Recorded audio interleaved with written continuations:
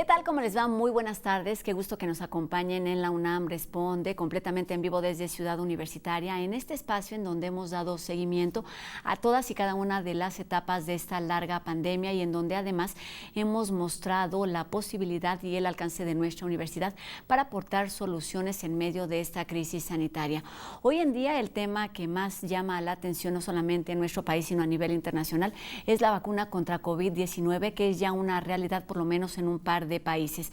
Sin embargo, para que esta vacunación sea aplicada a una buena parte de la población a nivel mundial y llegue a nuestro país, sea una realidad, pues se requiere tiempo, una planeación complicada, además de paciencia y prudencia por parte de la sociedad, porque al mismo tiempo se registran en nuestro país un alto número de contagios y también un alto número de decesos que se ha, digamos, quedado así de forma estable durante los últimos días, durante ya las últimas semanas.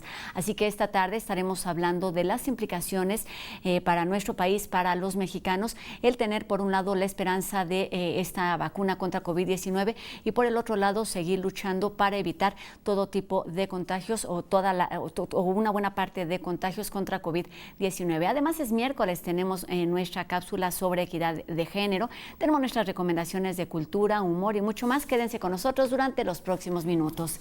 Y comenzamos con un panorama de lo que ocurre en nuestro país, donde, bueno, ya les decía, vivimos esta doble realidad. Por un lado, municipios del Estado de México como Ecatepec y también como Nezahualcóyotl están en un semáforo casi rojo por el alto nivel de contagio y también por los altos registros de decesos en estos lugares, al mismo tiempo que se anunció ya la primera etapa de vacunación en nuestro país, que estaría comenzando en la tercera semana de diciembre, y bueno, todo el proceso complementario se terminaría y abarcaría hasta el primer trimestre de 2022. Debemos ser pacientes y vamos enseguida a conocer las voces y la situación a nivel nacional.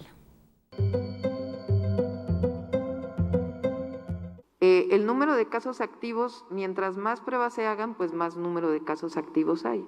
El tema aquí es el porcentaje de la positividad, que se mantiene en alrededor del 20% en la ciudad.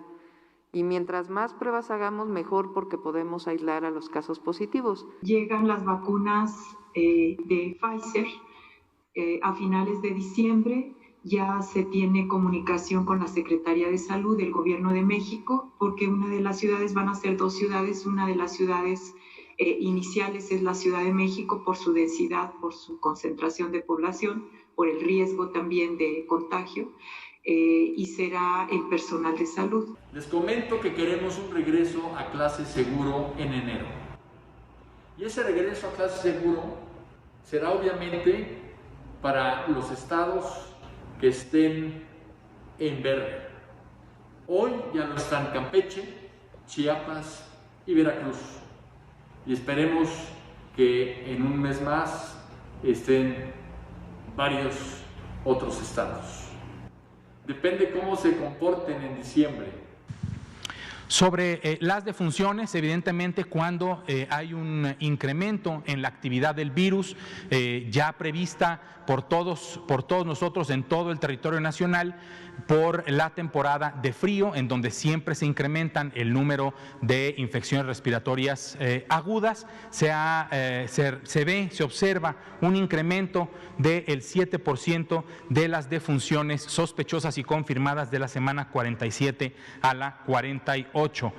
Todavía no, ya habrá tiempo de besarnos y abrazarnos y festejar, pero no sería adecuado hacerlo de manera inmediata, porque el proceso mismo de vacunar nos va a llevar varios meses, en México y en el mundo, va a llevar varios meses. Y en este ambiente, con este panorama, todos los esfuerzos son válidos, son necesarios para intentar controlar esta epidemia en nuestro país, y todo esto implica, por ejemplo, desde el aumento de la cantidad de pruebas que se estén realizando, seguir utilizando el cubrebocas, además de respetar todas estas medidas de higiene y de distanciamiento, la recomendación de quedarnos en casa siempre y cuando sea posible. Vamos a salir únicamente a actividades esenciales, como han indicado las autoridades de distintos estados de la República Mexicana, pero bueno, a nivel internacional se piensa ya en la vacuna. A partir del 7 de diciembre se comenzó ya también el proceso de vacunación en Rusia. Vamos enseguida a conocer cuál es el panorama en números a nivel internacional. Estados Unidos supera los 15 millones de casos de COVID-19 tras sumar aumentos récords en Arizona, Alabama y Ohio. El país también registra récord de hospitalizaciones con 101.498 pacientes. Brasil informó 842 muertes por COVID-19, el recuento de muertes diarias más alto desde el 14 de noviembre. Reino Unido informa 616 muertes más relacionadas con COVID-19 y 12.282 nuevos casos diarios. México suma 1.192.255 casos y 110.874 muertes por COVID-19. El gobierno mexicano presentó su plan de vacunación con Pfizer, universal y gratuito, que arrancará este diciembre con 125,000 dosis. Será aplicada primero al personal de salud, iniciando en la Ciudad de México y Coahuila. En Alemania, la canciller Angela Merkel dijo que el número de muertes por COVID-19 era inaceptable y apeló a reducir los contactos lo más posible, mantener la sana distancia y usar cubrebocas para salvar vidas. En Corea del Norte, Kim Jong-un, la hermana del líder Kim Jong-un, lanzó un duro ataque verbal contra el ministro de Relaciones Exteriores de Corea del Sur por cuestionar las afirmaciones de que el país no tiene ni un solo caso de COVID-19. Tailandia desplegará drones y aumentará las patrullas militares a lo largo de su frontera con Myanmar, luego de detectar un pequeño grupo de casos relacionados con personas que cruzan ilegalmente al país. Los Países Bajos presentaron un repunte de casos semanales en comparación con las cifras de la semana anterior, sumando 43.103 infecciones. Ucrania introducirá estrictas restricciones de bloqueo en enero con la esperanza de detener la rápida propagación del coronavirus. Dejemos en medio de esta situación que las autoridades hagan su tarea, cumplir con sus responsabilidades al mismo tiempo que las farmacéuticas siguen haciendo su trabajo, pero también todos y cada uno de nosotros como individuos, como sociedad, actuemos responsablemente para controlar esta pandemia. Y bueno, como todos los días está con nosotros el doctor Carlos Rosales del Instituto de Investigaciones Biomédicas, quien esta tarde nos ayuda a entender cuál es la situación que estamos viviendo actualmente en nuestro país con respecto a COVID-19. Buenas tardes, doctor. Gracias, Rosa. Muy buenas tardes. Tenemos más preguntas de nuestro público. Ahora nos preguntan, ¿cuál es la situación de la pandemia en México? Bueno, la situación de la pandemia en México es alarmante. Tenemos más y más casos positivos de personas infectadas y el número de personas hospitalizadas sigue a la alza. El doctor Tedros, director general de la Organización Mundial de la Salud, ha reportado incluso que la situación en México es muy preocupante.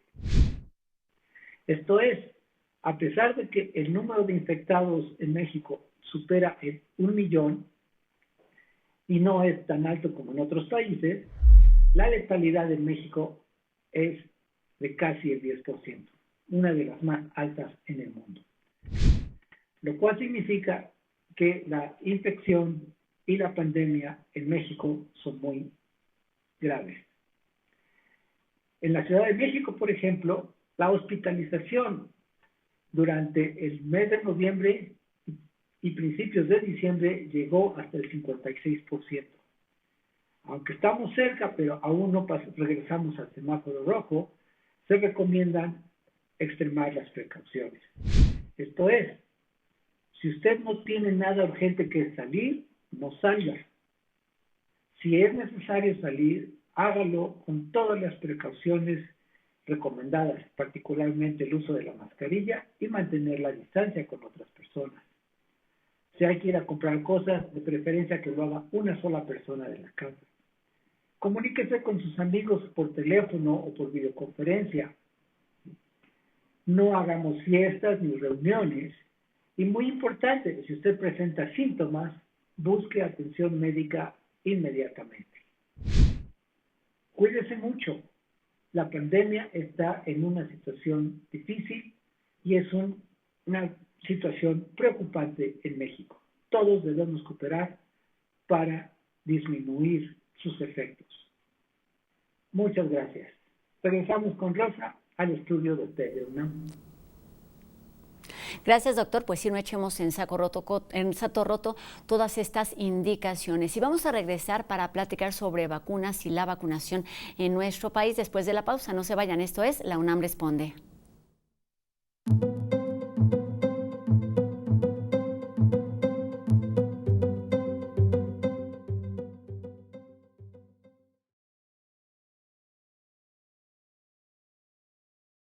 ¿O no?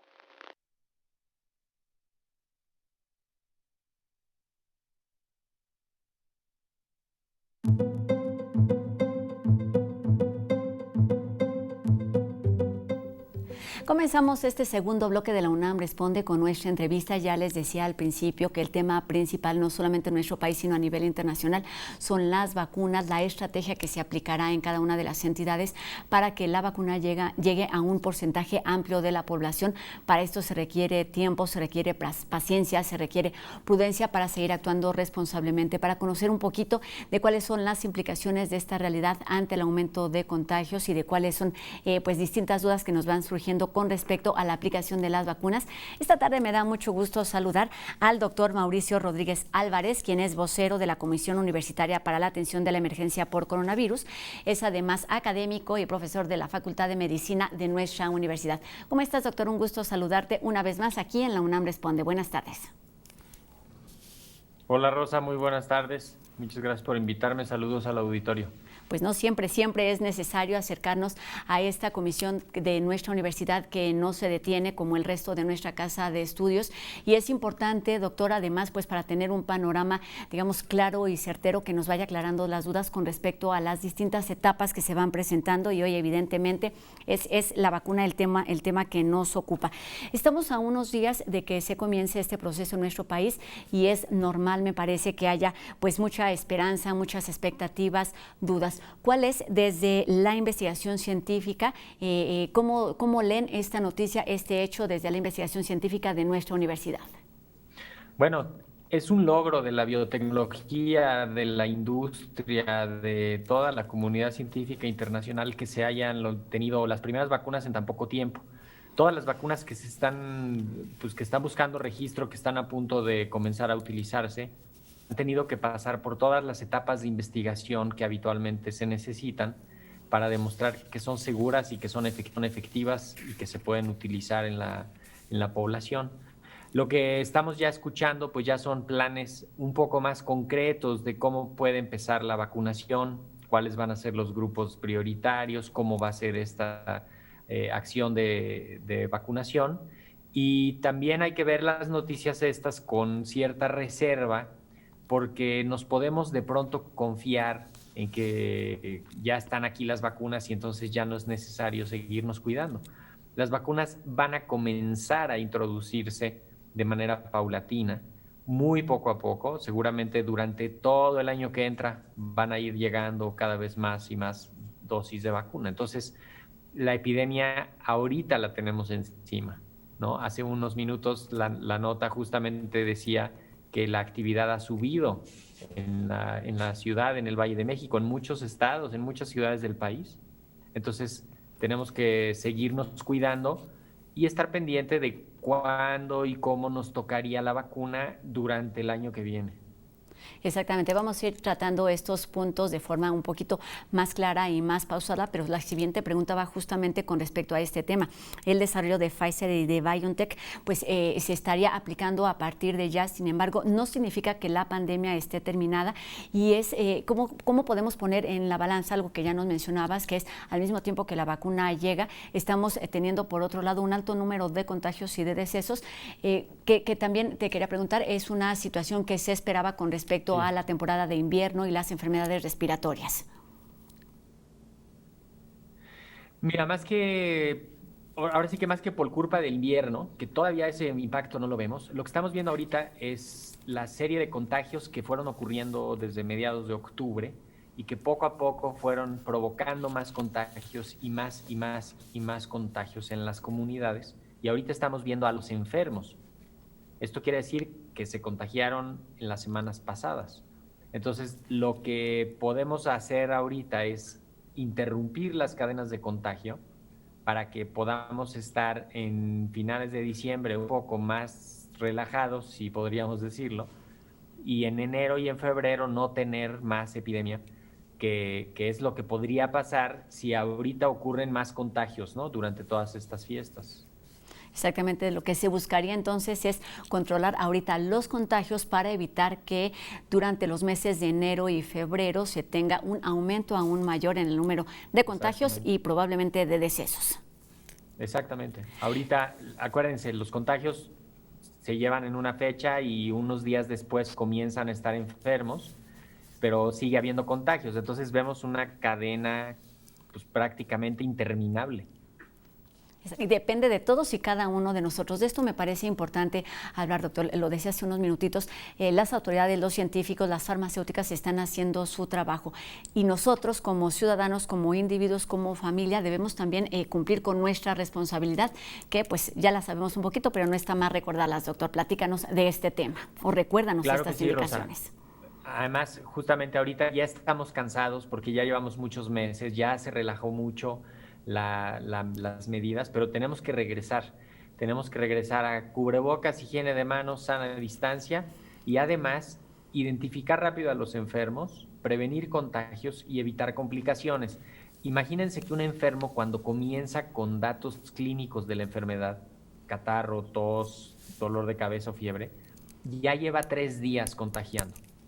Y si se tarda en atenderse, se van sumando los días y se van sumando los contagios. Como podamos detectar a un enfermo, hay que aislarlo, hay que ponerle lo que debemos hacer es no relajar las medidas en ningún sentido. La pandemia continúa aún con la vacuna, pero es importante también, doctor, aclarar distintas dudas con respecto a estas estrategias, a la planeación que se está dando a conocer en nuestro país. ¿Nos podrías ayudar a entender o a descifrar un poquito lo que han dado a conocer las autoridades con respecto a los procesos, a los tiempos en los que se aplicará este desarrollo de Pfizer a partir de ya la próxima semana?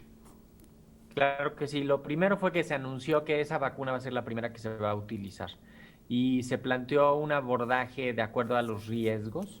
El primer grupo que va a ser vacunado va a ser el personal de salud que está atendiendo pacientes con COVID y está en la situación de la atención de la epidemia.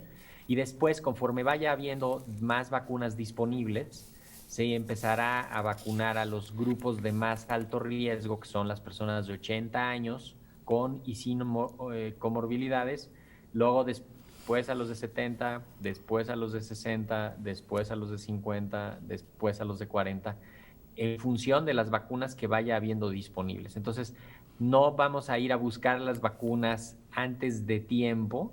Conforme vayan habiendo, nos van a ir diciendo, ahora le toca a tal grupo, y localmente vamos a buscar cómo va a estar articulada las acciones de vacunación. De entrada, de aquí a marzo, en los sitios donde va a estar identificadas las zonas de vacunación, y solo el gobierno va a estar haciendo acciones de vacunación contra COVID. Creo que eso también es bien importante advertir, que no va a haber vacuna en el sector privado para estas primeras etapas.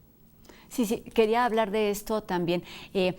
Con respecto a que pues toda esta planeación está pensada para el sector salud, para el sector público, me gustaría preguntarte si es una buena estrategia, si es una estrategia realista, considerando pues la experiencia que se tiene en este sector en nuestro país con respecto a otras vacunas que se aplican de forma cotidiana, de forma anual, incluso de forma semestral. ¿Qué sucede con este tema? ¿Te parece acertada? Pues mira, lo que están planteando ahorita es que va a haber una acción extraordinaria para la vacunación. No se va a utilizar exactamente la plataforma que siempre se usa para las vacunas, porque además está ocupada en eso, sino que se está diseñando una acción estratégica especial para la vacunación contra COVID y doblemente especial para la vacuna contra COVID de Pfizer, porque tiene unos requerimientos técnicos muy peculiares que no se puede usar en cualquier sitio, necesita unos congeladores especiales y van a concentrar su uso seguramente en algunos sitios urbanos donde pueda ir el personal de salud, a vacunarse. Entonces, hay que estar pendientes justamente cuando empiece a ampliarse estas acciones de vacunación, de dónde es que va a ir ocurriendo para que estemos al tanto y vayamos conforme nos vaya a ir tocando. Pero de aquí a marzo no se hagan la idea de que vamos a ir a vacunarnos. Es más probable que nos toque el muñequito en la rosca que nos toque una dosis de vacuna ese día en enero. Exactamente, el muñequito, pero siempre y cuando sea en casa con las personas más cercanas, porque efectivamente las primeras vacunas será pues evidentemente para el personal de salud, primero el que está trabajando en la primera línea de contagio de COVID-19 y después al resto del personal de salud. Doctor, mencionaste un punto importante que son estas dificultades que presenta el desarrollo de Pfizer y de BioNTech. ¿En qué consisten con respecto a la distribución, a la congelación, a las condiciones de estas dosis? Sí. Pues mira, esta vacuna tiene unas características especiales que necesita estar ultra congelada. La ultracongelación quiere decir menos 70 grados Celsius. Imagínense que el congelador de la casa está a menos 20, que sería como lo más frío que pudiera llegar a estar, ¿no? Habitualmente está a menos 15, pero menos 20 grados. Bueno, estas vacunas tienen que estar todavía 50 grados más frías para que se conserven bien, para que no se degraden y para que no se inactiven y sigan siendo útiles. Entonces, esto se logra en unos aparatos especiales que se llaman ultracongeladores. El cual, unos congeladores muy grandes que demandan mucha energía eléctrica y que mantienen todo el tiempo esa temperatura. Además, hay unas cajas para transportación especiales que ya inventó Pfizer con unos fabricantes para poderla transportar. Entonces se necesita que la vacuna llegue a los lugares específicos donde hay estos equipos y ahí cerca es donde se va a vacunar la gente, prácticamente en el mismo lugar. Sí, vamos, se tiene que pensar en todos estos, y pregunto todas esas cosas porque son temas que se tienen que ir considerando para no solamente quedarse en la planeación, sino cuando se vaya llegando a la realidad. ¿Cuáles son los retos a los que se enfrentan? Es la única vacuna, Rosa. Creo que eso es importante también aclararlo. Porque puede ser que esta, que es la de Pfizer, entre a unas zonas específicamente y nada más ahí. Pero las otras vacunas que vienen en camino, la de Moderna, la de Astra, la de Janssen, la de CanSinoBio, todas las que vienen atrás, esas son de refrigeración convencional. Y eso sí ya es mucho más sencillo llevarla hasta los puntos de vacunación.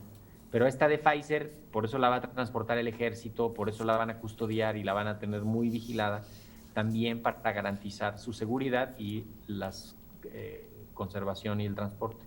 Exactamente, ya que tocaste este tema de las otras vacunas o de los otros desarrollos, puede haber dudas también con respecto a cómo se va a ir aplicando. En esta ocasión llegan 250,000 dosis que serán aplicadas a 125,000 personas porque requieren 2 dosis, digamos, cada uno de las personas que la reciban.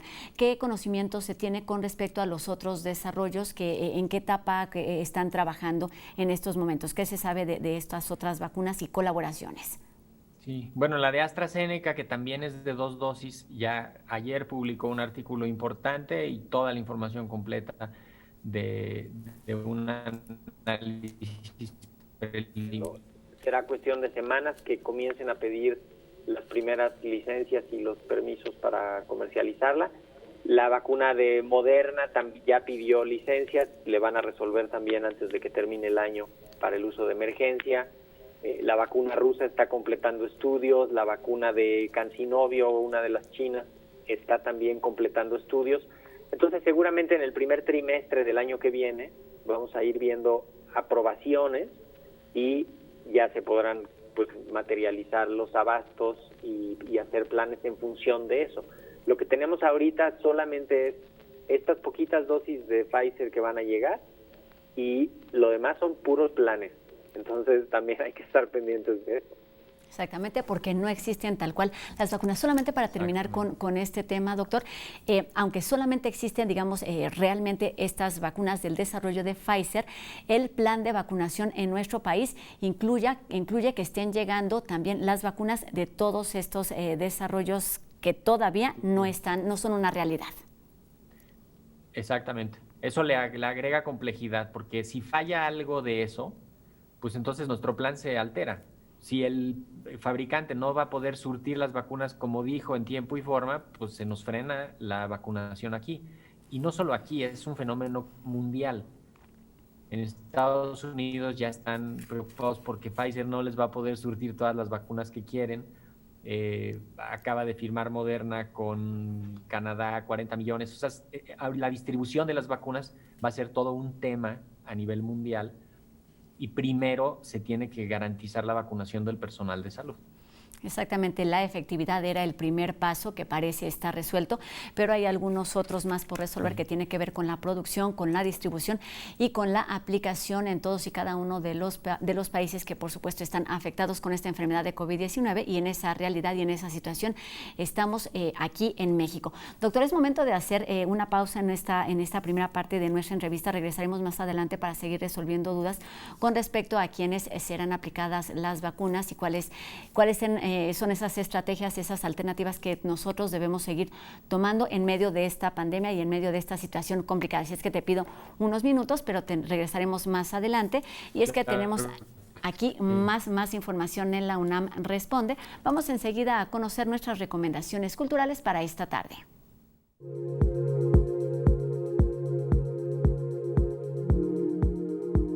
El taller coreográfico de la UNAM pone a disposición del público entrenamientos, una serie de clases de danza para activarnos desde casa. Este jueves el entrenamiento será impartido por la maestra y coreógrafa Yasmín Barragán a través de su cuenta personal de Instagram.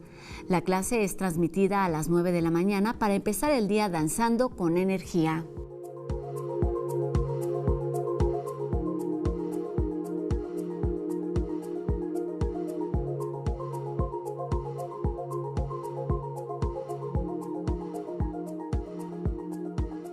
La artista sorda Chisato Minamimura comparte con Teatro UNAM Scored in Silence, una interpretación escénica en lenguaje de señas. Esta artista y directora interactuó con sobrevivientes sordos de la explosión de la bomba atómica en Hiroshima y Nagasaki en 1945. A través de esta puesta en escena, la artista busca explorar la discriminación que experimentaron estos individuos aislados de la sociedad japonesa.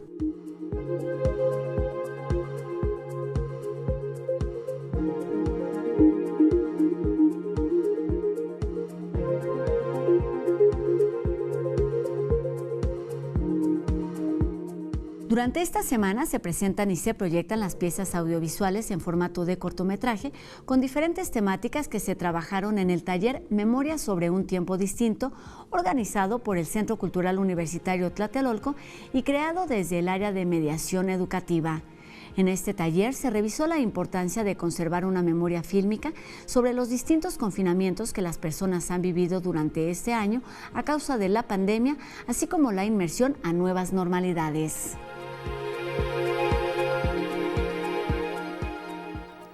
Y esta tarde en No Memes nos habla sobre uno de los personajes de la saga de Star Wars que hoy en día está en boca de todos o de muchos. No Memes crea una conexión hasta ti, gracias a la UNAM Responde. Vamos a dar la vuelta al cibermundo en 80 palabras, o quizás tantitas más. Y lo que sigue no es ninguna ficción, solo pura realidad, ni aumentada ni virtual. ¿O sí? Bueno, mejor te dejo con esto que estoy segura que te va a gustar. Un ser tierno de otra tierra viene a alegrarnos este No Memes. No, ese no. Ese tampoco. Ese sí. Hablamos de Bebé Yoda. Y aunque no seas seguidor de The Mandalorian, la serie exclusiva de Disney+, perteneciente al universo de Star Wars, seguramente te ha causado ternura o risa alguno de sus memes o sus videos en TikTok. Y aunque Bebé Yoda ha viajado en la ficción al espacio, esta vez lo hará en la vida real. Y es una parte fundamental de este viaje. Su importante misión es flotar entre los demás pasajeros, puesto que se requiere un objeto pequeño y ligero para que se deje libremente en la cabina de la nave espacial para proporcionar una confirmación de cuándo ésta pasa a la fase de un vuelo espacial donde la gravedad de la Tierra ya no tiene una influencia significativa. Esto quiere decir que Bebé Yoda fungió como indicador de gravedad cero. Sus otros compañeros son los astronautas de la NASA, Michael Hopkins, Victor Glover y Shannon Walker, junto con el astronauta de JAXA, Soichi Noguchi. Todos se dirigen a la Estación Espacial Internacional para dotarla de personal durante los próximos 6 meses, en la primera misión de tripulación comercial operativa de la NASA. Definitivamente, ahora que Bebé Yoda y sus compañeros astronautas están en el espacio exterior, harán de este un lugar mejor. Es momento de hacer otra pausa aquí en la UNAM Responde. No se vayan, al regresar tenemos mucha más información. Regresamos.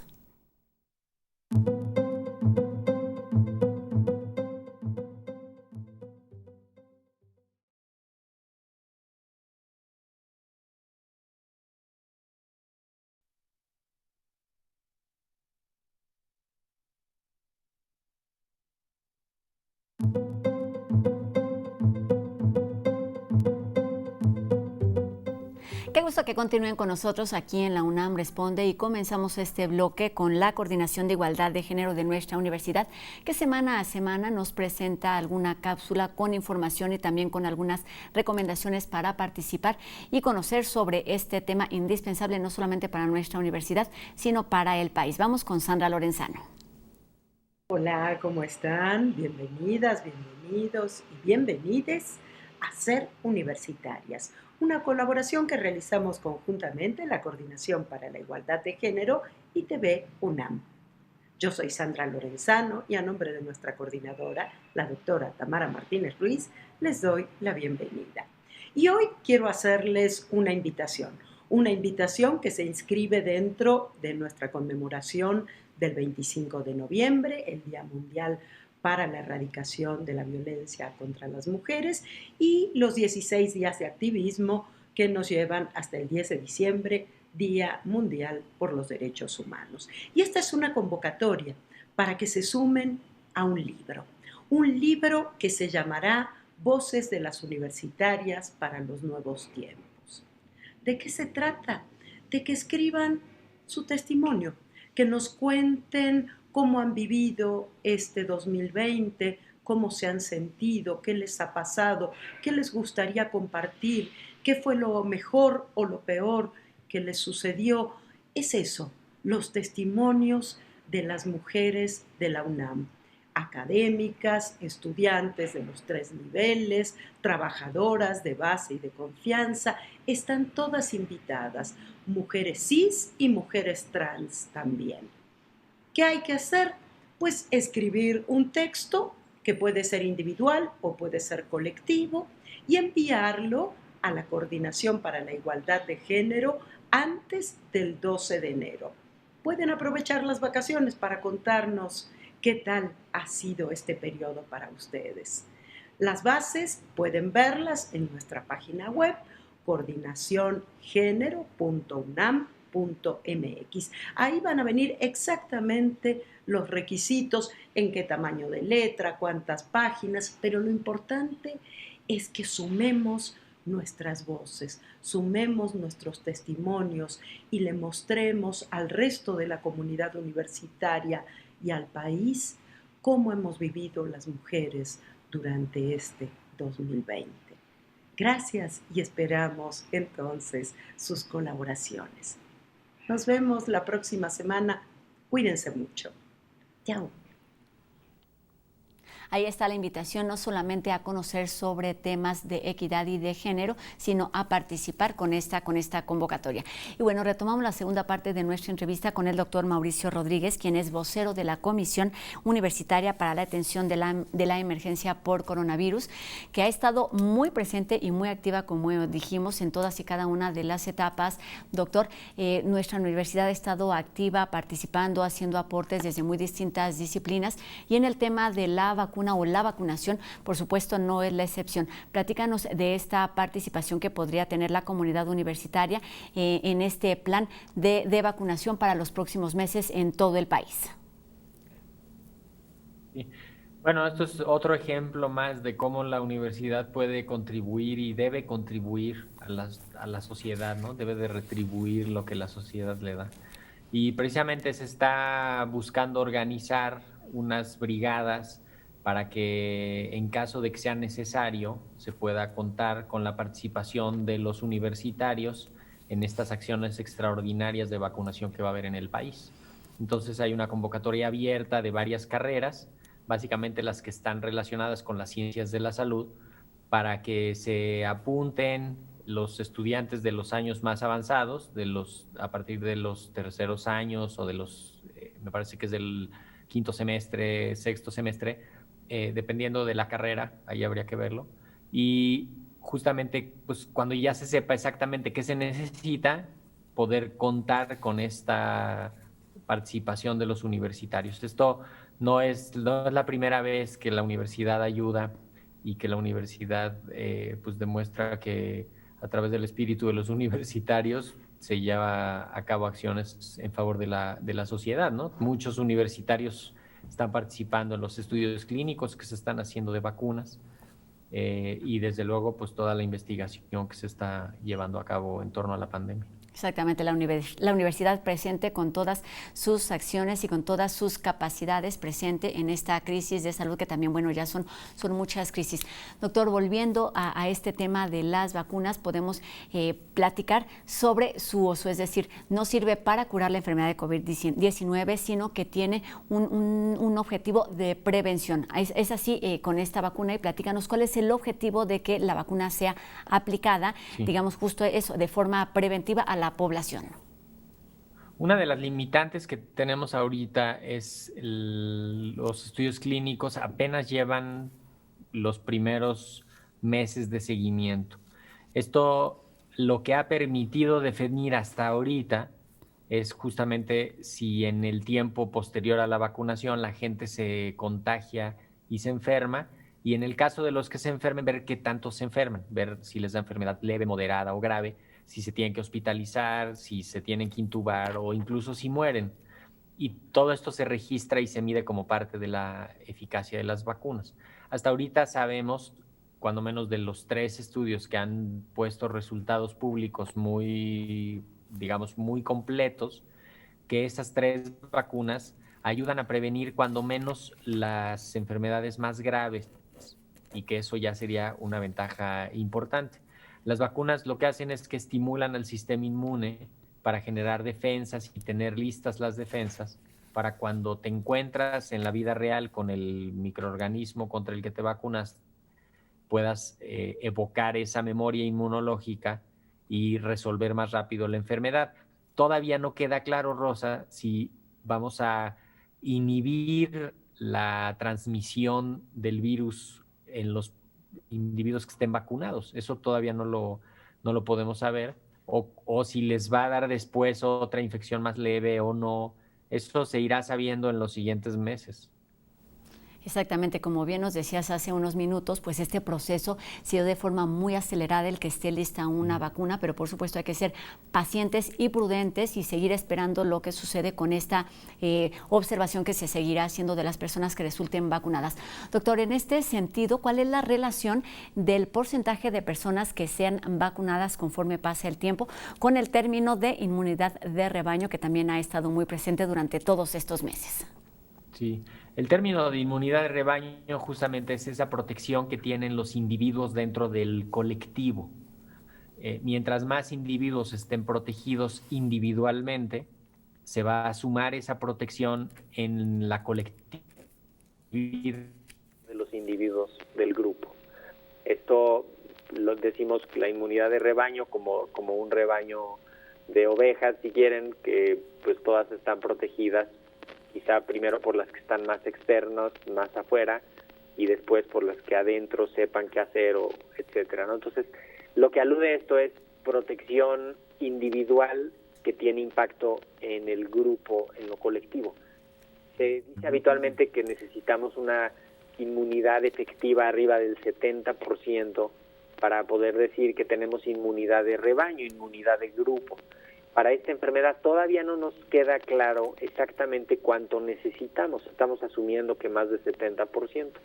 Lo que podemos pensar es que entonces hasta que esté el 70% está toda la población protegida, habría ahí que considerar más bien los grupos de riesgo. ¿En qué momento vamos a estar protegiendo suficiente para que los grupos de riesgo no estén tan afectados?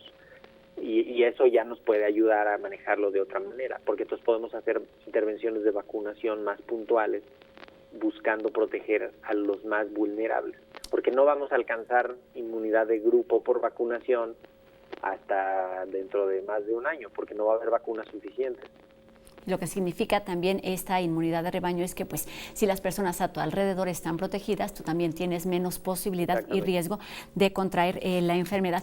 Doctor, tocaste un punto muy importante que tiene que ver con los grupos de población.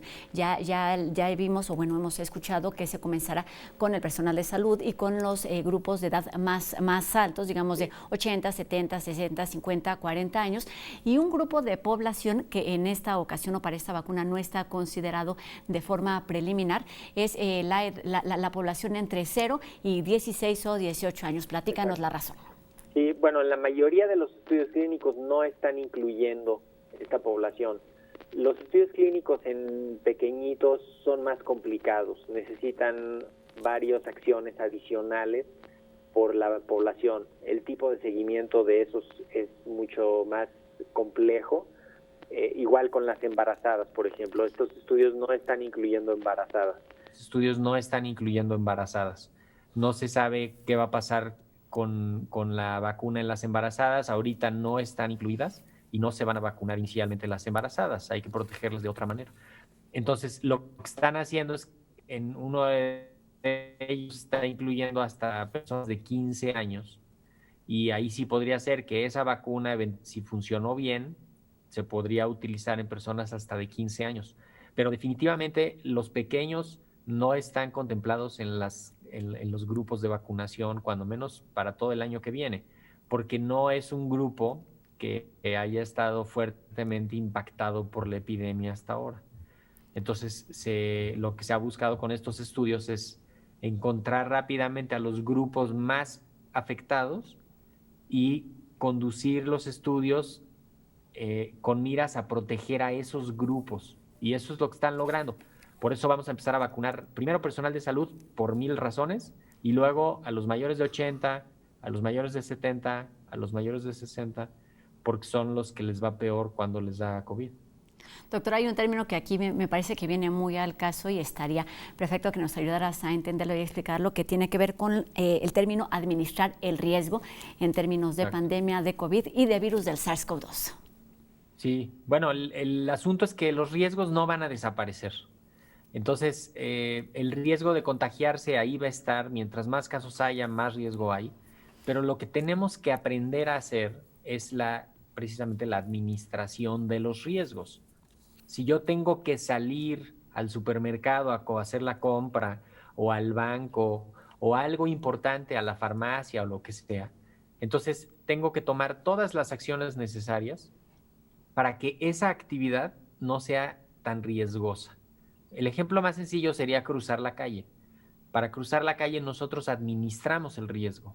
Nos acercamos a la banqueta, volteamos a los dos lados, vemos los coches, el semáforo, de los riesgos, y no nos cruzamos hacia lo loco hasta el otro lado de la calle a ver qué nos va pasando en el camino. Entonces, si nosotros ya sabemos que el riesgo de contagio está en juntarte con gente de otras casas, en estar en lugares cerrados mal ventilados, en perder la sana distancia y en no usar cubrebocas, no lavarse las manos, no higiene de manos, no cubrebocas y sana distancia, entonces ya sabemos qué tenemos que hacer para evitar esos riesgos y administramos eso y decimos, voy a ir para allá, entonces llevo cubrebocas, llevo mi alcohol gel, checo que no haya mucha gente, procuro no estar mucho tiempo, no me quito el cubrebocas para nada y administro el riesgo en esa situación.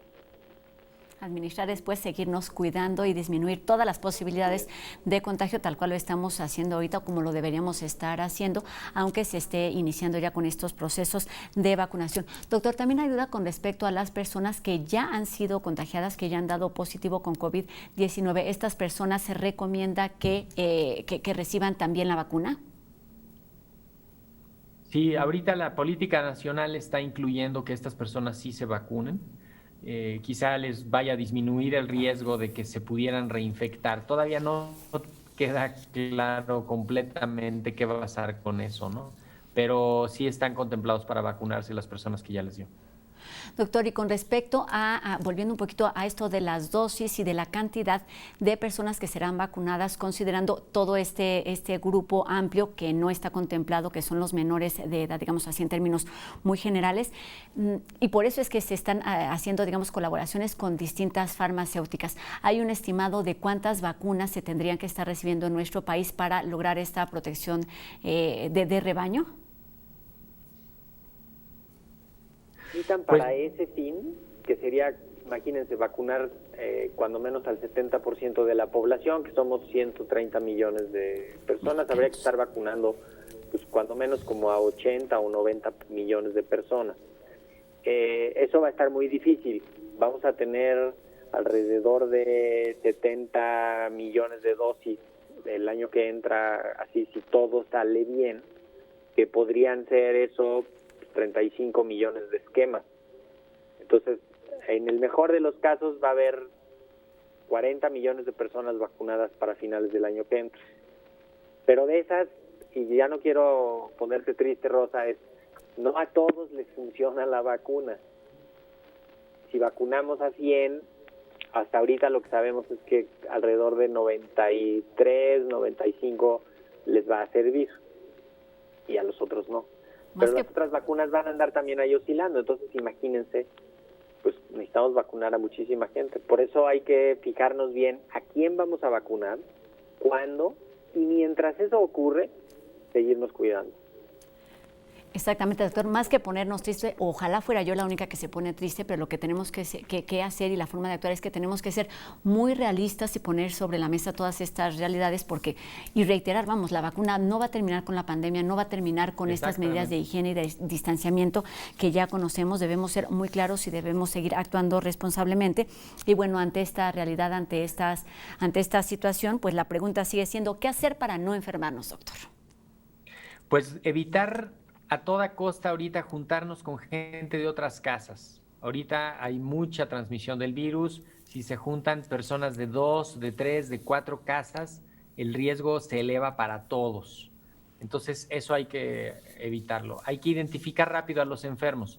En cuanto alguien está enfermo, tiene que hacer todo para evitar contagiar a otros y complicarse. Esto es, establecer inmediatamente contacto con los servicios médicos, con su médico privado, con su médico de su consultorio que le toque, con su amigo médico, con su familiar médico, para comenzar las intervenciones básicas y evitar que la enfermedad evolucione mal y que todo el mundo le queden claros los datos de que la enfermedad no está bien, ¿no? Los datos de alarma que son falta de aire, disminución de la respiración, de la oxigenación, fiebre persistente, dolor persistente, ¿no? Malestar persistente. Esto quiere decir que la enfermedad va mal y se tiene que atender de manera oportuna. Exactamente, en beneficio, por supuesto, de la persona que lo está presentando y de todos los demás. Doctor, tenía otra pregunta aquí que me parece que ya ni siquiera tendría que hacértela con respecto a qué hay con todas esas personas que por cualquier razón, por miedo, por desconocimiento, no desean aplicarse la vacuna, pero bueno, si estamos considerando que la vacuna no llegará en dosis para todos los millones de mexicanos, pues ni siquiera será necesario algún tipo de recomendación o medida coercitiva para que esto se logre, ¿verdad? No va a haber, va a ser voluntaria. Es importante también que a esa gente le quede claro que las vacunas van a ser seguras, van a ser efectivas. Precisamente por eso se están estudiando, por eso no se aprobaron desde antes. Porque si hubiera sido una cuestión nada más de producción, ya hubieran estado listas. Pero había que hacer todos los estudios clínicos para demostrar la seguridad, la eficacia y la calidad. Entonces, las vacunas que haya van a ser seguras, van a ser efectivas, van a tener calidad. Y lo más importante es que las vacunas solo funcionan cuando se ponen. Entonces tenemos que hacer todo para que ese ciclo virtuoso que empezó con la investigación y el desarrollo y la biotecnología termine en la inoculación a una persona, comunidad. Exactamente, entonces de lo que se trata es que sean eficaces, es decir, que ataquen al virus que está en cuestión, que es en este caso el virus del SARS-CoV-2, y que sean seguras, es decir, que no causen efectos negativos muy complicados a las personas que estén recibiendo esas vacunas. Pues estamos en fila, doctor, esperando que esto suceda. Por supuesto, será en el orden que se está planeando. Esperemos que muchas vacunas lleguen no solamente a nuestro país, sino al mundo entero, y que además, con el cuidado que todos debemos seguir teniendo, pues esta pandemia se controle lo antes posible. Así que, doctor, muchísimas gracias de nueva cuenta por estar aquí con nosotros, hablando sobre estos temas que siguen surgiendo, sobre estas dudas que siguen surgiendo y de los que debemos ocuparnos. Doctor Mauricio Rodríguez Álvarez, académico de la Facultad de Medicina y vocero de la Comisión Universitaria para la Atención de la Emergencia por COVID-19. Un gusto saludarte de nueva cuenta. Buenas tardes. Saludos al auditorio. Gracias, doctor. Y bueno, seguimos aquí hablando de otra de esas medidas que resulta indispensable, y es el cubrebocas. Vamos con la segunda parte del reportaje que prepararon los reporteros de En Trending. El llamado a utilizar el cubrebocas es cada vez más recurrente. Se trata de una medida adicional a lavarnos las manos constantemente y procurar la sana distancia. Por ello es necesario tomar en cuenta qué materiales son preferibles en la fabricación de los tapabocas, además de promover su uso para una protección integral y comunitaria. La capa externa, una capa repelente como poliéster, la intermedia que sea un filtro como polipropileno, como puede ser el filtro de aspiradora Koblenz, y finalmente la tercera capa que sea una capa absorbente como una de algodón. Yo he visto, voy en la calle a veces y por ahí ponen anuncios, no, pues tenemos cubrebocas 100% algodón. Bueno, esa capa estrictamente debería ser la capa pegada a nuestra boca. Si nosotros dialogamos con otra persona que tiene cubrebocas y yo también, va a ser la mejor forma de evitar un contagio. Hay que utilizarlo, estemos platicando, donde haya gente, donde vayamos, obviamente también llevar nuestro alcohol es importante para limpiar nuestras manos inmediatamente cuando agarramos dinero del cajero, en la tienda, donde sea, siempre estar protegidos, llevar guantes, ¿no? Y todo esto, tener su debido cuidado para evitar los contagios. Además de tener las capas necesarias, se recomienda que al usar cubrebocas caseros tengamos al menos 4 de este tipo. De acuerdo con el especialista del laboratorio de microscopía, la rotación en el uso de tapabocas permite un periodo de desinfección de 72 horas, lo necesario para que el virus muera. En el caso de los cubrebocas desechables debemos tener cuidado con la manera de deshacernos de ellos y considerar que son un elemento adicional a la contaminación del medio ambiente. Es responsabilidad de cada persona el manejo correcto de los desechos. Lo que no podemos manipular el tapaboca en ninguna de sus superficies, lo tenemos que manipular a través de los cordones o listones, porque pues esos están menos contaminados. Lo debemos de guardar en una bolsa de plástico con cierre hermético, es lo más recomendable, si tenemos cierre hermético, sino en una bolsa de plástico. Si es un tapaboca desechable, lo más importante es que no va a durar más de 4 a 6 horas cada tapaboca, no lo podemos reutilizar y lo necesitamos desechar en un bote de basura con tapa. Esto es importante porque al momento de estar expuesto a los rayos del sol o a la desecación, pueden, con el viento, volar las partículas virales y entonces contaminar otras superficies. Desde el Instituto de Ciencias del Mar y Limnología de la UNAM, se advierte que los guantes y cubrebocas son artículos de primera necesidad en el combate a la pandemia. Los millones de residuos que se generan podrían llegar a las costas y mares de todo el mundo, tal como lo mostró la organización Operación Mar Limpio, quienes difundieron un video donde muestran desechos médicos en el mar Mediterráneo. Además del cuidado que debemos tener con nuestra salud y la de los demás, también hay que ser responsables con los desechos que generamos. Dañar al medio ambiente tendría consecuencias negativas en el bienestar de todas y todos. Pues hay que usarlo y hay que usarlo bien. Y con esto terminamos una emisión más de La UNAM Responde. Recuerden que lo seguimos leyendo y tenemos una cita mañana a las 2:30 de la tarde en vivo por TV UNAM. Adiós.